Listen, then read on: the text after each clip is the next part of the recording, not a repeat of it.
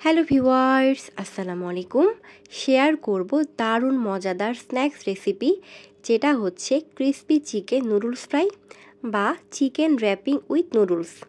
আশা করছি রেসিপি আপনাদের সকলের কাছে ভীষণই ভালো লাগবে। ভিডিওটি না স্কিপ করে একদম শুরু থেকে শেষ পর্যন্ত দেখতে থাকুন। তো চলুন দেখে নেই রেসিপির জন্য কী কী লাগছে। তো এই রেসিপির জন্য লাগবে মুরগির বুকের মাংস, যেটা হচ্ছে হাড় ছাড়া মাংস বলতে পারেন। তো আমি এখানে 1 পিস মাংস নিয়েছি। তো এবারে এই মাংসটা থেকে একদম স্লাইস করে এরকম লম্বা লম্বা করে পিস কেটে নিতে হবে। তো এবারে এই মাংসটাকে আমি মাঝখান থেকে কেটে নিচ্ছি। তো এই স্লাইসগুলো খুব একটা পাতলা হবে না, আবার খুব একটা মোটাও হবে না, ঠিক এরকম করে লম্বা লম্বা করে কেটে নিতে হবে।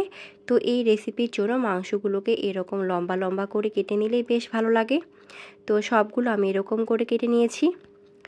তো এবারে দিয়ে দিব এখানে একটুখানি গরম মশলা গুঁড়ো, দিয়ে দিচ্ছি নুডলসের মশলা, সাথে দিয়ে দিব এখানে একটুখানি আদা বাটা, দিয়ে দিচ্ছি এখানে রসুন বাটা, দিয়ে দিচ্ছি 1 চামচ সয়া সস, টেস্ট অনুযায়ী লবণ, টেস্ট অনুযায়ী মরিচ গুঁড়ো, দিয়ে দিব এখানে 1 চামচ কর্নফ্লাওয়ার, সাথে দিয়ে দিচ্ছি 2 পিস পরিমাপ লেবু। তো এবারে সবগুলো উপকরণ একসাথে ভালো মতো মিক্সড করতে হবে। তো আশা করছি আপনারা পরিমাপ দেখে বুঝে নিয়েছেন আমি কতটুকু করে মশলা উপকরণ দিয়েছি। মাংসের পরিমাপের উপর ডিপেন্ড করে এই মশলার পরিমাপগুলো আপনারা বাড়িয়ে কমিয়ে নিতে পারেন। তো এবারে যেটা করব, দিয়ে দিব এখানে একটা ডিম।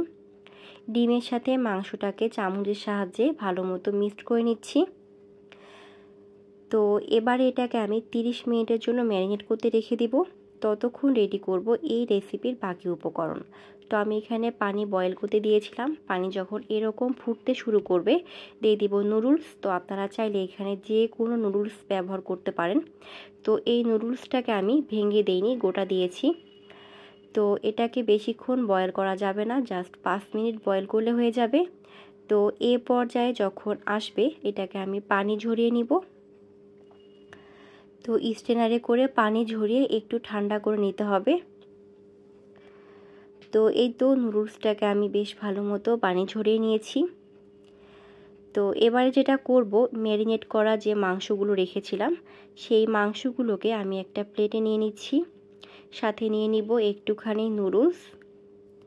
তো এবারে এই নুডলসটাকে মাংসের সাথে বেশ ভালো মতো মুড়িয়ে নিতে হবে বা র্যাপিং করতে হবে। তো এভাবে আমি নুডলস দিয়ে মাংসটাকে ভালো মতো র্যাপিং করে নিচ্ছি।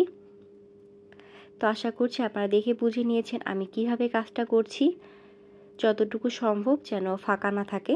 তো এবারে যেটা করব, মাংসের যে মশলাটা আছে, ডিম আছে, এটাতে আমি এটাকে একটু ভালো মতো মাখিয়ে নিব। তো এভাবে আমি সবগুলো অফ ক্যামেরায় তৈরি করে নিয়েছি। এবারে তেল মিডিয়াম গরম করে মিডিয়াম টু লো ফ্লেমে এগুলোকে ভেজে নিতে হবে। একটু সময় নিয়ে ভাজতে হবে। হাই ফ্লেমে ভাজতে গেলে মাংসগুলো ভালো মতো কুক হবে না, শুধু উপর থেকে নুডলসটা পুড়ে যাবে। তাই মিডিয়াম টু লো ফ্লেমে একটু সময় নিয়ে 2 সাইড ভালো মতো ভেজে নিতে হবে। তো আশা করছি আপনারা দেখে বুঝে নিয়েছেন আমি কিভাবে পুরো কাজটা করলাম। এটা তৈরি করাও যেমন ভীষণই সহজ, খেতেও দারুণ টেস্টি হয়, একদম ক্রিস্পি, বেশ ভালো লাগে খেতে। তো এভাবে এটাকে আমি 2 সাইড উল্টিয়ে পাল্টিয়ে সময় নিয়ে বেশ ভালো মতো ভেজে নিয়েছি। ভাজার এ পর্যায়ে যখন আসবে, এটাকে নামিয়ে পরিবেশন করব। তো তৈরি হয়ে গেল দারুণ স্বাদের ক্রিস্পি চিকেন নুডলস ফ্রাই বা চিকেন র্যাপিং উইথ নুডলস, যেটাই বলেন না কেন। তো এটা তৈরি করা যেমন সহজ, খেতেও দারুণ টেস্টি হয়।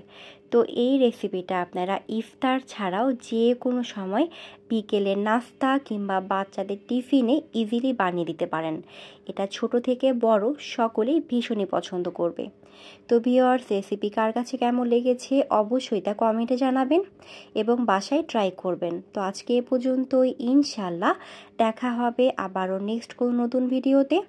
Thank you. Let's see the next video. Assalamu alaikum.